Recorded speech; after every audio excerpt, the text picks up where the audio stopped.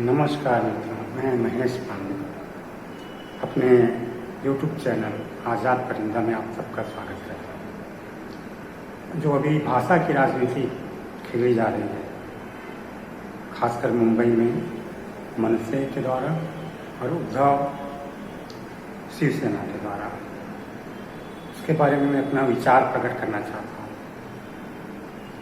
ये बहुत ही गलत प्रकार की राजनीति हो रही है। भाषा के नाम पर ये हिंसक राजनीति और ये अलगाववाद की राजनीति बहुत ही घातक है। इनको याद रखना चाहिए कि ये ठाकरे हिंदू के जो दादा थे, प्रबोधन ठाकरे, जिनका सही असली नाम था केशव सीताराम ठाकरे, एक महान समाज सेवी से लेकर के कृषक महाराष्ट्र के आंदोलन में इन्होंने भाग लिया था। अंधविश्वास के विरुद्ध, अस्पृश्यता के विरुद्ध इन्होंने आंदोलन चलाया था। इस प्रकार एक बहुत बड़े महापुरुष थे। फिर उनके पुत्र हुए बाला साहब ठाकरे, जिन्होंने 1967 में शिवसेना की स्थापना की। शिवसेना की स्थापना स्थानीय मराठी लोगों को सरकारी सेवाओं में या PSU में नौकरी देने के लिए एक प्रकार से इनका गठन हुआ था। यानी मराठी हितों के लिए इसका गठन किया गया था। और शुरुआत में ही बहुत आक्रामक रहे, शिवसेना आक्रामक रही। और एक समय 1965 के आसपास उठाओ लुंगी बजाओ पुंगी का नारा दिया था बाला साहब ठाकरे ने, यहाँ से साउथ इंडियन तमिलियन को भगाने के लिए। खैर वो भगे तो नहीं, अभी भी जमे हुए हैं साउथ इंडियन। उनके हज़ारों रेस्टोरेंट हैं, उडुपी रेस्टोरेंट है। तो ठीक है। उसके बाद बाला साहब ठाकरे की राजनीति हिंदुत्व में हुई। हिंदुत्व को उन्होंने शिवसेना का एक अंग बनाया और एक प्रकार से ठीक ठाक राजनीति उनकी है। लेकिन आज जो राजनीति कर रहे हैं ठाकरे परिवार, वो बहुत ही गलत है। और अब मैं यहाँ के पब्लिक सेंटीमेंट के बारे में आपको बता रहा हूँ। जहाँ तक मराठी मध्यम वर्गीय और निम्न मध्यम वर्गीय लोगों का ख्याल है, उनकी सोच का ख्याल है, तो ये काफ़ी हद तक इस भावना से जुड़े प्रतीत हो रहे हैं। मैंने सोशल मीडिया यहाँ का देखा है।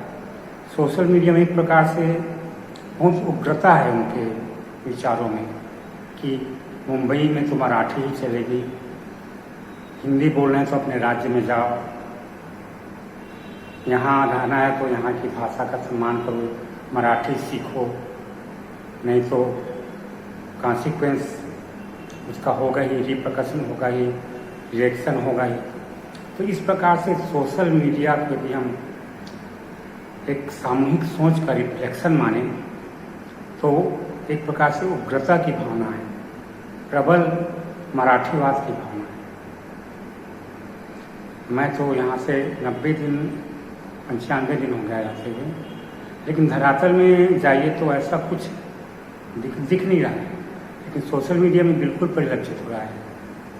आज मैं फिल्म देखने गया था, मेट्रो इन दिनों, तो उसमें 50-60 दर्शक ही थे। उसमें मराठी दर्शक भी थे। हिंदी देख रहे हैं ना, और मराठी हाकर से बात करूं या जो वेंडर है, वेजिटेबल वेंडर से या फल वाले से या फिर अपना बाजार, दुकान, किराना, ग्रोसरी स्टोर, सारे के सारे यहाँ मराठी भाषी ही हैं। लेकिन वहाँ मैं हिंदी में बात करता हूँ, हिंदी में मांगता हूँ, वो खुद हिंदी में बात करते हैं। तो मराठी लोग हिंदी नहीं जानते ऐसी कोई बात नहीं है, सब जानते हैं और अच्छी तरह जानते हैं।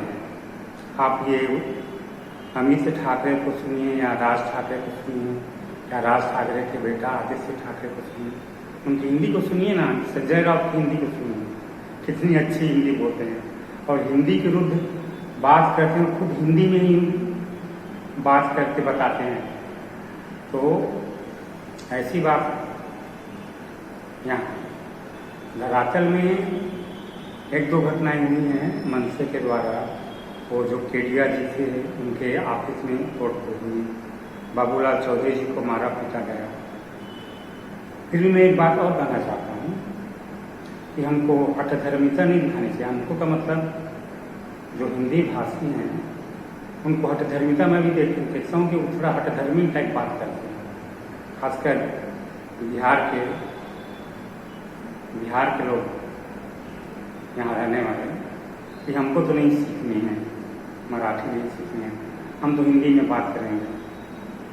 तो ये भी एक प्रकार की हठधर्मिता है। भाई आप यहाँ व्यापार कर रहे हैं तो सीख लेंगे तो क्या बिगड़ जाएगा, और मराठी सीखना कोई कठिन बात नहीं है। तो जो ये श्रेष्ठता की ग्रंथि है हिंदी भाषा में, इसको भी मैं उचित नहीं मानता। सीखना चाहिए भी, आपकी रोजी रोटी यहाँ चल रही है तो सीख लेंगे तो क्या हो जाएगा, कौन सा आपका पहाड़ टूट पड़ेगा। तो ये भी रवैया सही नहीं है, मैं तो बिल्कुल गलत मानता हूँ ये रवैया। ठीक है, आप बोल सकते हैं कि हम सीख रहे हैं, लेकिन आप अकड़ कर बोलेंगे कि हमको नहीं सीखना है तो उसका रिफ्लेक्शन तो होगा ही, उसका रिएक्शन तो होगा ही, उसका कॉन्सिक्वेंस तो होगा ही, है ना। तो मेरी तो अपील है जो यहाँ स्थायी रूप से रहने वाले हैं उनके लिए कि सीखिए भाई, आप हिंदी से सीखिए, हिंदी से मराठी सीखिए, कोई प्रॉब्लम नहीं है। आपकी रोजी रोटी यहाँ, आप यहाँ स्थायी रूप से निवास कर रहे हैं तो सीखनी चाहिए आपकी स्थानीय भाषा। और मराठी के प्रति असम्मान की भावना न मत रखिए, मराठी के प्रति आपके मन में सम्मान की भावना होनी चाहिए, क्योंकि ये आपकी कर्म भूमि है। तो कर्म भूमि के प्रति भी हमारा सम्मान जन्मभूमि की तरह ही होनी चाहिए। यह तो मेरा नज़रिया है। अब मेरे इस नज़रिए के बारे में आपका क्या ख्याल है? प्रतिक्रिया दीजिएगा, कमेंट कीजिएगा, और जो दर्शक पहली बार मेरे चैनल को देख रहे हैं उनसे आग्रह है, निवेदन है कि मेरे चैनल को सब्सक्राइब कर कीजिए। अभी 445 सब्सक्राइबर हैं, कम से कम 5 दिनों के अंदर करना है, यानी 55 सब्सक्राइबर जोड़ने हैं। तो कृपया मेरे चैनल को सब्सक्राइब कीजिए। अभी के लिए बस इतना ही। धन्यवाद मित्रों।